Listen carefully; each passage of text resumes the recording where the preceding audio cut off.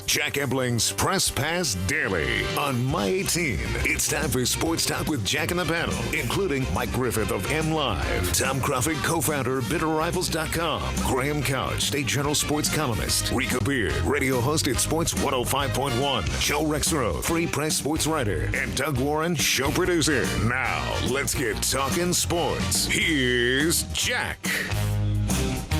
Great evening, Mid-Michigan and beyond, and welcome to Press Pass Daily here on My 18.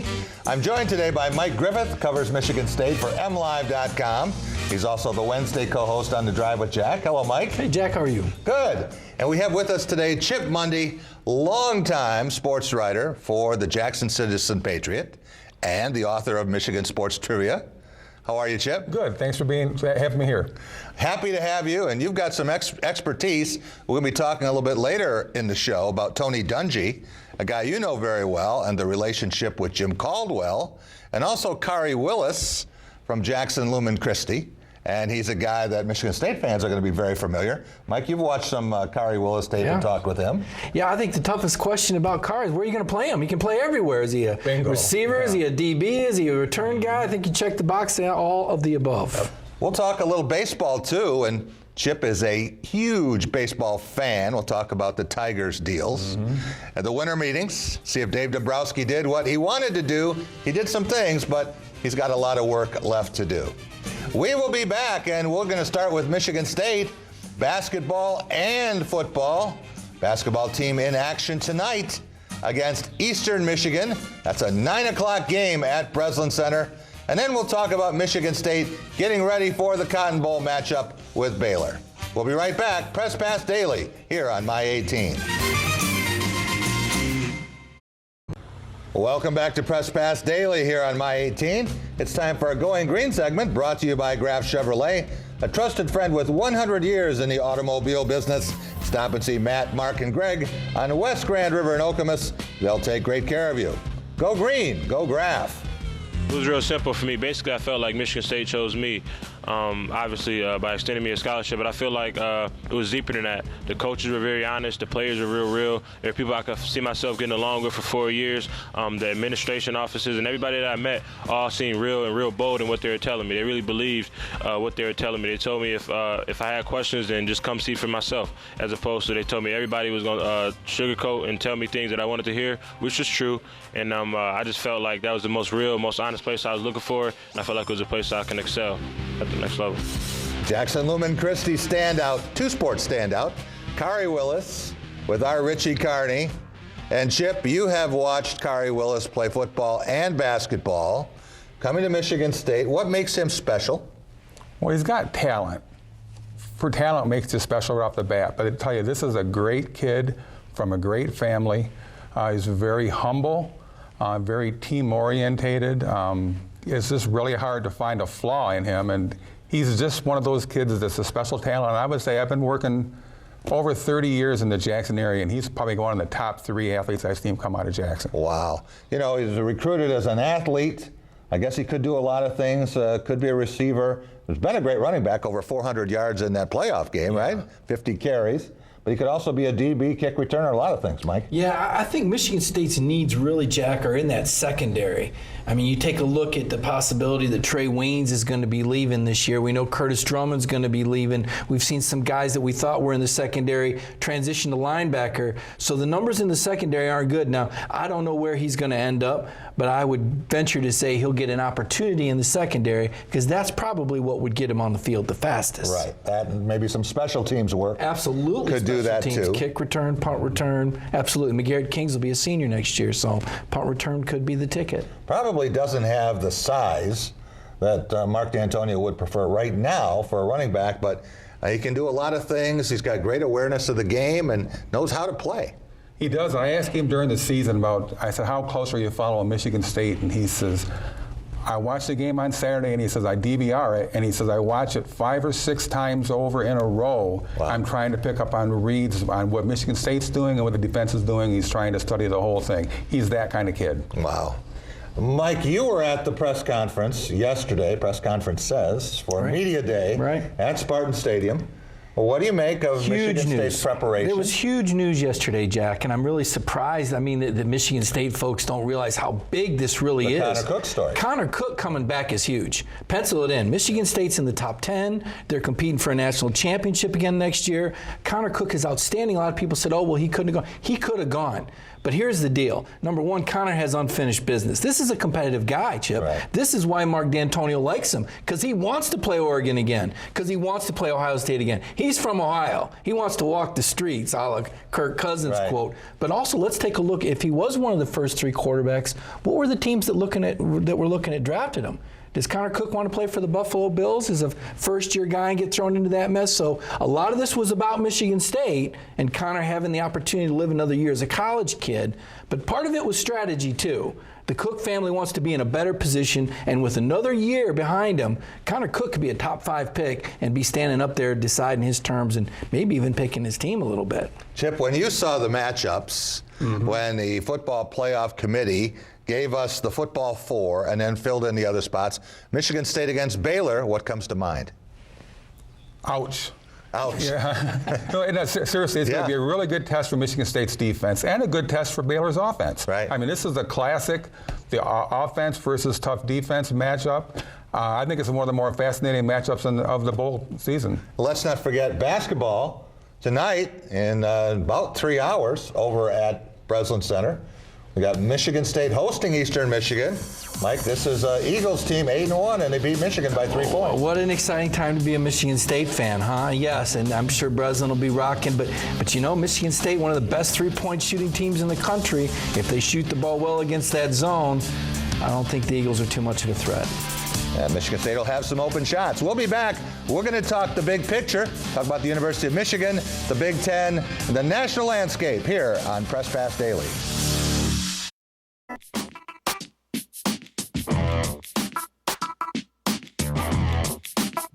Being famous does not make you a hero. Being a hero isn't about what you do out there on the field. It's about who you are in here. It's about helping your friends, your school, and your community. Welcome back. It's Press Pass Daily on My 18. Time for the big picture, and there you see the resume for Jim Harbaugh. He's been a hero. He was a hero in Chicago. He was a big hero in Indianapolis one year.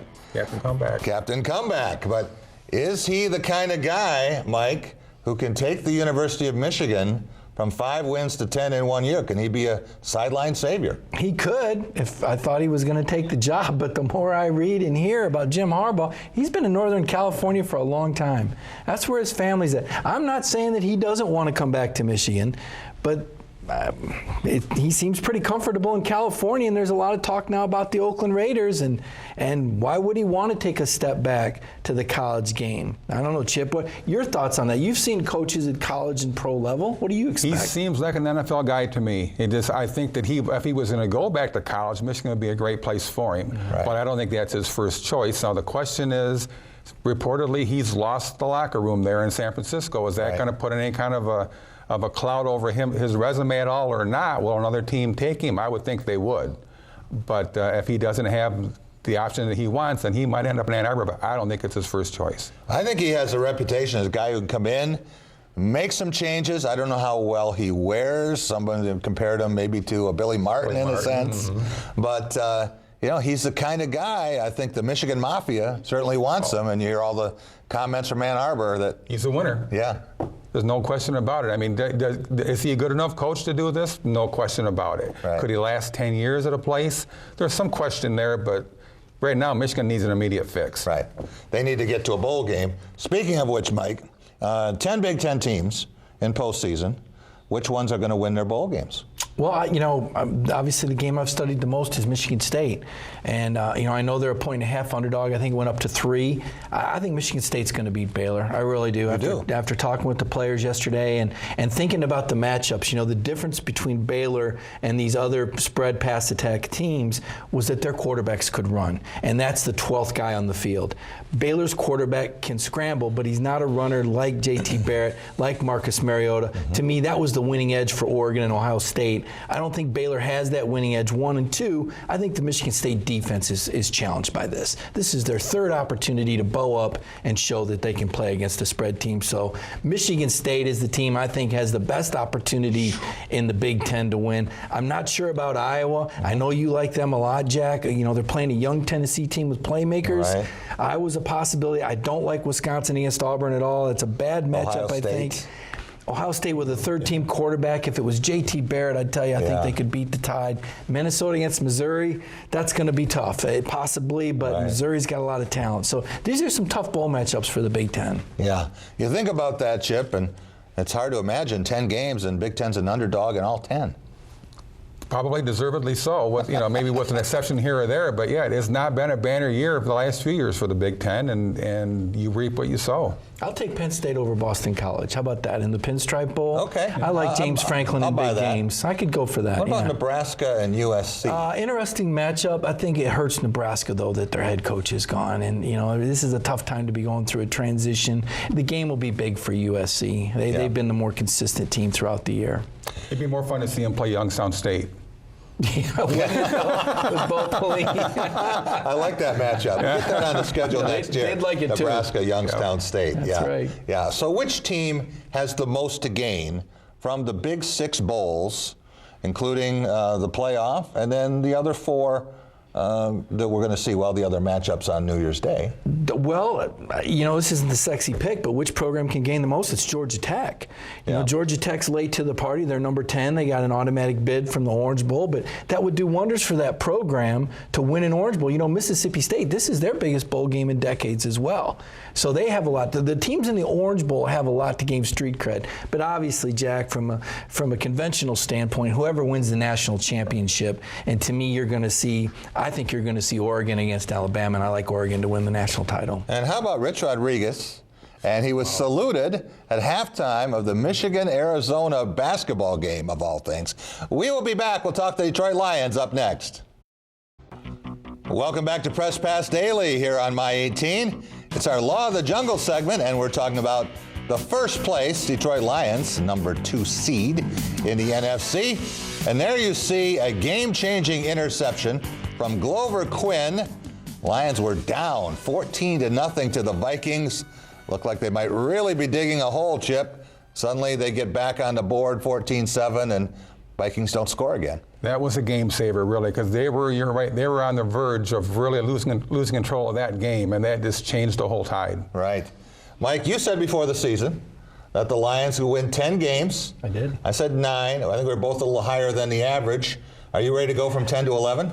Yeah, I think you got to go with 11 now. And the great thing about it for the Detroit Lions is it's the defense that's getting it done. Yeah. I mean, don't get me wrong. We know about the offensive stars and what they're capable of doing, but for the most part, it's been the defense that's made the difference in a lot of these close games that in past years, Chip, the Lions found a way to lose these games. Now they're finding a way to win, and they're doing it with defense. Yeah, and you look at Sunday when the Vikings get the ball and they get that big return from Patterson, and you're thinking, boy, the Lions might really be in trouble here, and bingo, the defense just steps right up there. Right. And that's something that did not happen in past years. That was always an Achilles heel. Now it's a strength, and that's a big difference in this team. They talk about the importance of leadership.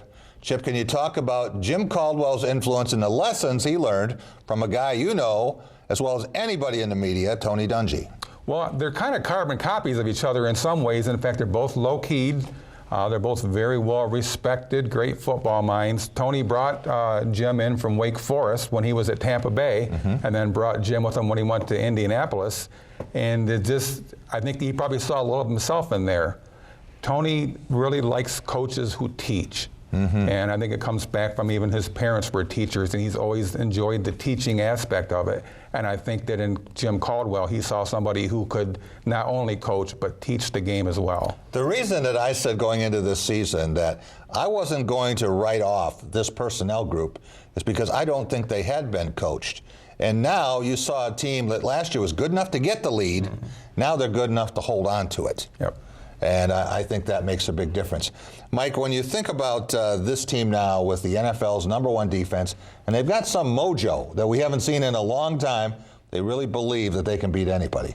Yeah, they do. And we'll see what happens in the playoffs. To me, that's where the offense has to step up. That's where we've got to see the growth from Stafford. And we've seen a little bit of it, but we've seen a little bit of the old Matt too. So to me, that's going to determine how far this team ultimately goes is Matthew Stafford. I've said it from the time I've been up here these 2.5 years. Right. I remember him at Georgia. He wasn't real big on accountability. I want to know what Caldwell's taught him behind the scenes in the locker room. That'll make the difference on how far these Detroit Lions go this year in the playoffs. I think one of the things that this coaching staff has stressed, including Joe Lombardi, is don't beat yourself.